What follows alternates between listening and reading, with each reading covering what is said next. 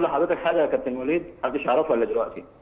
اتفضل. احنا في لجنه منظمه للبطوله العربيه، كان الكابتن مجدي عبد الغني وانا ممثلين عن مصر فيها.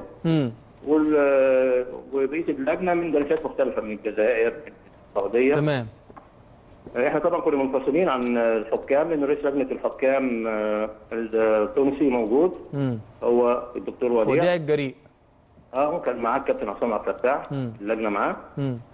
اللجنه كلها كانت في اجماع ان الحكم الجزائري هو اللي حكم المباراه النهائي. طب ايه اللي حصل بقى؟ ما حدش يقدر يتدخل، هو رئيس لجنه الحكام، هو صاحب القرار. والاتحاد العربي من مبادئه ما حدش يتدخل في التحكيم خالص، ولا اللجنه المنظمه. فبالتالي احنا لقينا ان القرار اللي طالع بالكابتن ابراهيم نور الدين حط طبعا ضغط قوي عليه. ممكن يكون عايز يعملها حاجه مجامله لمصر على ان البطوله في ملعبها، رغم ان كل اللوائح اللي احنا نعرفها الدوليه ان الحكم المصري دول قبل النهائي ما حدش يحكم منها يكمل فيها بالتحكيم.